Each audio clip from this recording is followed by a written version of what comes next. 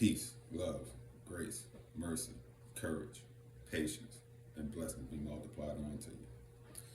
I think about the spiritual journey and how confusing, frustrating, depressing, just how difficult it truly is.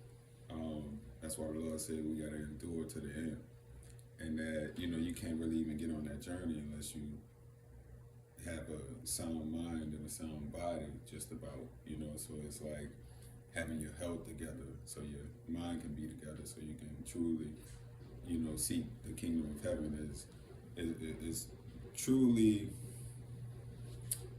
paramount, right? And so I come on to you because I got a gym in my living room. Crazy. But got the weights. I'm gonna do some pull-ups and push-ups and maybe a little something with the sword. But I think, for you, you gotta be healthy. It's important. You gotta start somewhere, like walking up some steps, doing the best that you can if you're able. I understand that they got people that just not fortunate, and I pray that the Lord give you strength. But if you are fortunate to do something, it's time to do something. So a quick five, right quick. I'm gonna start off light. It's been a while for me, so I wanna just work myself into working out again. Bones cracking. I used to do 30, and I want to at least be doing 20 before I hit 40. I don't want to, so I'm gonna do 5, 10, and then rotate it. Maybe I'll do something with the abs, but it's that was a bicep and back workout, right? And then the push-ups are gonna do your tricep, your chest, your core, and can you see me? Keep your back straight. When they gonna show me some love, you daughter, what the money that?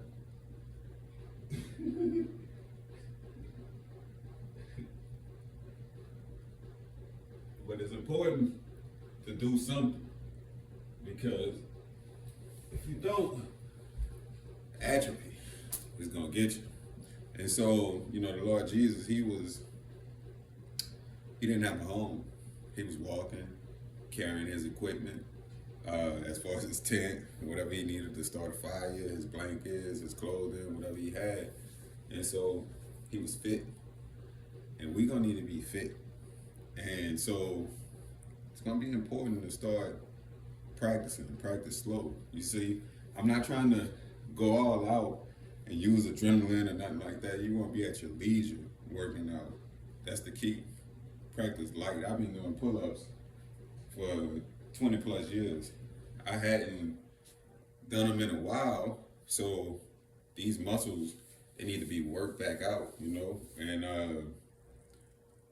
but it's muscle memory. And so that's what you want. You want to start doing things repetitively, not in such a way that it'll hurt you. Because my elbows, I'm scared to do the dips right now because my elbow ain't what it used to be from doing pull down machines when I was younger, as hard as I can. And I knew it was doing damage, but I still, wanting to be big and stuff like that. So 5 more. Good, clean pull-ups. 2, 3, 4, 5. I think if I had some, spring in my step, a little enthusiasm, I might could get about 12 on the first go. So that's not bad, 12 or 15. But I'd like to be able to do 20 easy.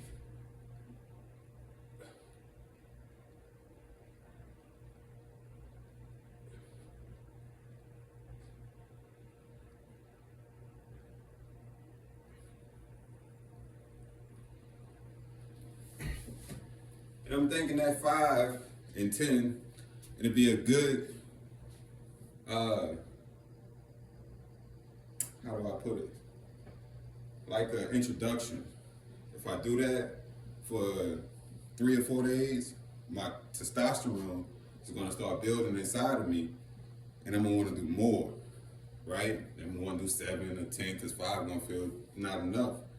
And it's going to increase my appetite, which is going to increase the amount of, fuel going into me, which is going to make me have more energy.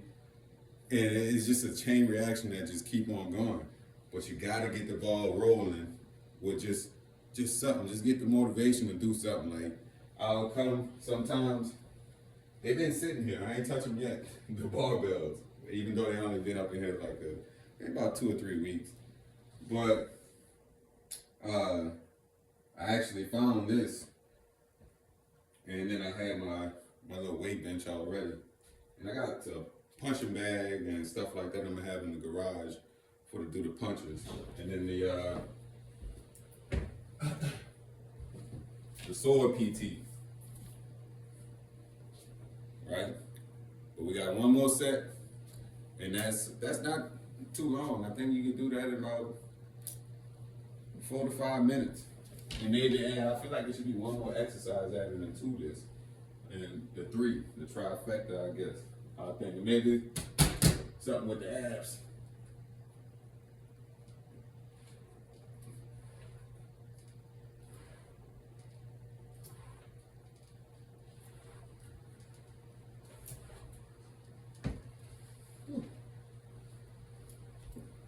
And then, so that's 30 push-ups and 15 pull-ups.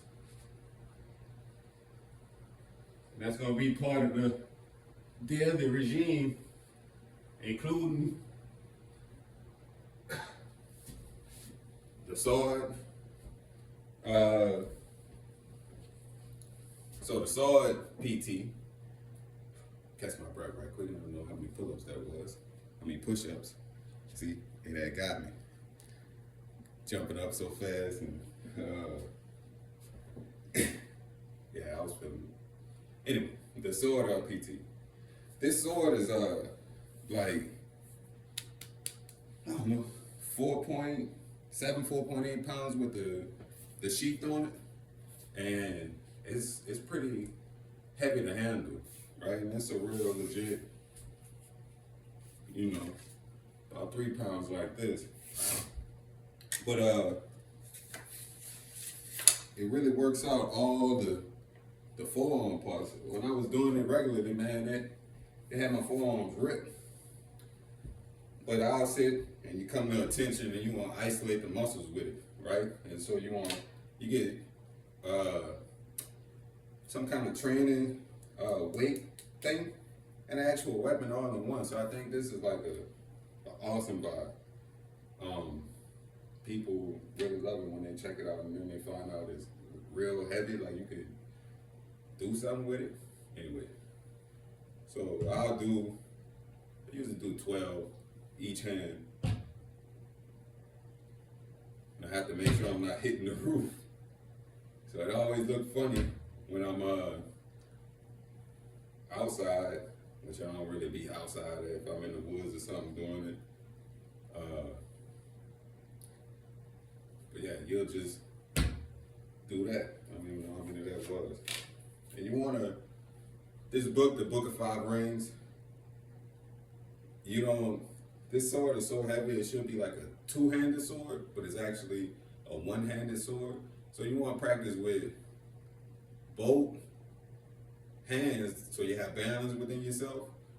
But whenever you use a sword, it's not of the best swordsmanship to use a 2-handed sword, right? You want to have another weapon, a shield, something else in that other hand, not have it attached to the weapon. That's the Book of 5 Rings. He was a samurai. I forgot his.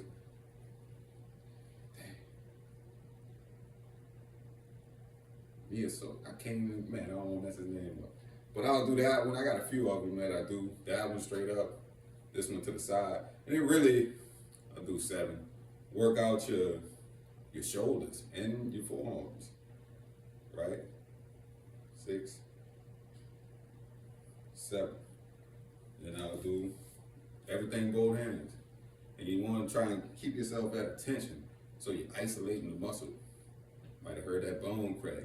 But it make me feel like stuff aligning and forming the body the way it's supposed to be formed, if I'm being honest. So I think that's 7. And this is a hard one right here because it's so heavy. But this one really tear up everything in the forearm, trying to balance the sword. Like, come from the way down here and bring it all the way back over. And this the kind of stuff you'd be needing in a sword fight. Because if somebody whacked this thing with a sword, just as heavy, that's gonna hurt all your arm, elbows, wrists. Wrist might be broken. So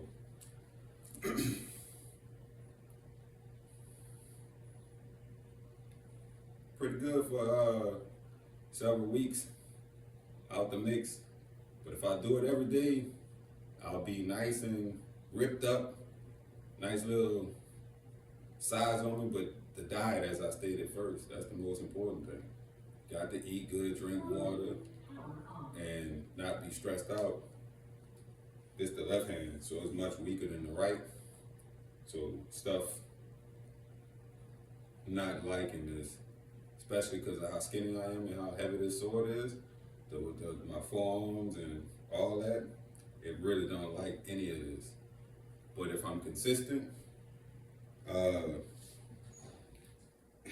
forearms they blow up, and I'll do sometimes I'll do my strikes too, with both arms and slashes and all that. But you need to get yourself a good diet, drink some water, and get ready. It's like the time is at hand. And so that's why tomorrow the Sabbath, so I'm gonna chill, rest, eat, clean the house. You know what I'm saying? Just take it easy. Try not to have no uncleanness around. And hit it hard. Coming soon, I'm trying to have a lot of information for you that's beneficial to you, but I know that, people funds ain't right. And so a lot of stuff I'm gonna be telling you, if you're struggling to pay your bills, it's not gonna make no sense to you because you can't act upon it. It'll be stuff for later on. But you need to have an understanding that it's just like this workout that I'm doing is gonna pay all kind of dividends later. But I have to get going right now for the appetite increase. The appetite increase, give me more energy, more energy. It's a chain reaction. And so you gotta do that with things in your life, meaning you might have to not do some things that you love to do and do some things that you really don't feel like doing, and nobody's gonna understand why you're doing it, and even try to talk you out of doing it. But you gotta do it because it's to your benefit. But yeah, it's tough times, and the winter is not here yet, but it's been freezing for days. So that give me the prediction that it's gonna be a cold winter. A cold winter on top of a winter that resources not gonna be as abundant, meaning it's gonna be even worse, right? So it's gonna be even colder than normal, and then possible power shortages and faulty equipment and equipment that just it's out of date and it ain't been upkept, and then the people who upkeep it ain't that technically proficient, nor do they care about doing their job well, nor are they being held to the standard to do their job well. So, you're looking at a time where we had all looked at the show, the comedy show, or the catastrophe, however you want to look at it. It was funny, I guess, at first, but now it's not funny because it's like real. Like, wait, hold on, like this like a 1990s movies about the future when they had all kind of buffoonery going on, you know, and I don't even know if I don't rather hear the term buffoon no more, but they looking like buffoons where they, you know, don't have to have moral people in front of you. Like you could be immoral, stand in the public sector in front of everybody, immoral as you want to be, and it's accepted. Meaning we can become completely immoral because we supposed to look at it and be like, whoa, what's happening? Why is this person up there? Like, how you get up there? Ooh, like, that's the population. That's why I say we gone, far gone. You can sit in the theater and look at what they put into the kids, and it's like, y'all out of control. Y'all out of control. Like, I can't even look at you. You know what I'm saying? Cause like you is, come on, man. Like, you know, I was telling my moms, you know, I had admitted something to her, and it's like, you know, me and my mom had never talked about girls and stuff like that. But I was like, look, I've been in a gentleman's club, and I don't want my daughters looking like none of that. Like, and so when I see any resemblance to that, I might be a little fired up, which is hypocritical, I would say, right? Because I was looking at somebody else's daughter in that light, and now I'm doing everything in my power to stop my daughter from doing that same thing. And so that's the Lord hand is marvelous. I was talking to a friend that you know is you know we have our eyes open, but you're gonna have to remember all the wickedness that you did. You did grace and mercy, right? So, but that you know when you're going through a tribulation or something like that, you can understand that you know the Lord is long suffering. You know what I'm saying? And he not slack though. He just wanting that his children come to repentance. That don't mean that you know the guilty going unpunished. You see, and so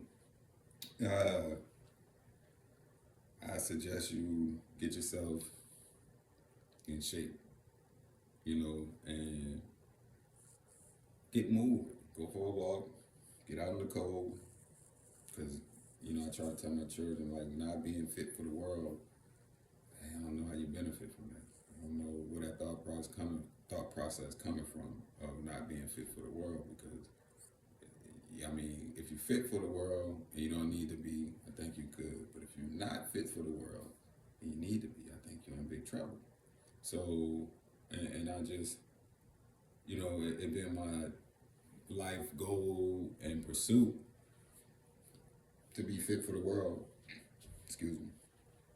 Hunting, fishing, farming, gardening, building, fixing things. You know, like it's just I want to be as self-sufficient as possible, knowing that none of it matters if the hands of the Lord against you. None of it. No skill, no provision, nothing you do for yourself. It matters if you ain't got God. So, you know, that's, you know, God comes first, you know. But after that, He gonna bless everything you put your hand to. So, you know, you don't want to be dependent on your enemies. I believe that you should pray that, you know, like don't have me dependent on my enemies, Lord. Let me depend on you only. You see, and don't have me dependent like that. And so you you got to get up and go though. You want to become a type of person that your enemies need you. Yeah, because they're gonna come to you. Your enemies will come to you when they need something, but you don't have to go to them when you need something. See, that'll be the ideal situation. But if you're dependent on them, you gotta move according to them. If you can't eat unless they provide you with food, you done. If you can't live unless they provide you with medicine, you done. You done. Now, what if that choice is a choice between something you commanded to do, and remember they don't follow your God, they follow another God. So you gotta depend on them.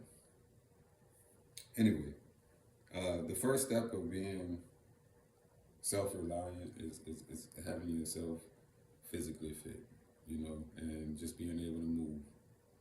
And that's the main thing that I want to circle back to, because I think that starts off with your mind, which will lead you to getting some good food in your body, which will make you more better to function, right? Because it's just like putting the right type of gas in the car. Certain cars require diesel, certain require gasoline, different grades. Some require the premium, some require just regular 87 unleaded. But it has to have the right fuel in order to function properly. It got to have the right oil, you see, and it got to have the right transmission fluid, so on and so forth. And if you put the wrong thing in there, the vehicle start to malfunction. And so for you, it's the same thing. God created you a certain way. And the way the world think and move is that man has the ultimate wisdom. And we know that to be folly, nonsense. You know what I'm saying? Like everything he touches is just end up being a disaster. And everything left alone to the way God had created it, it's beautiful. That's what we seek, all these exclusive vacations to secluded beaches that have been untouched by man, going to the mountains untouched by man, these picturesque scenes in Alaska. That's God's hand. But man hand, look at these cities. Go in them, smell them, listen to them. Listen to one of these major cities and go out into nature and tell me which one bring your soul to equilibrium and homeostasis, and one that just throw you in a tizzy. You know what I'm saying? Like it's so get you something to eat that's good, some green herbs and lettuce, spinach, tomatoes, squash, zucchini, garlic, onions, fruits, apples, oranges, all the berries. Just go get you something natural from the earth and eat it so that you wake up and get your body right. Because you're going to need it for what's coming. Because it all signs of chaos. All signs of chaos. So, peace, love, grace, mercy, courage, patience, and blessings be multiplied unto you.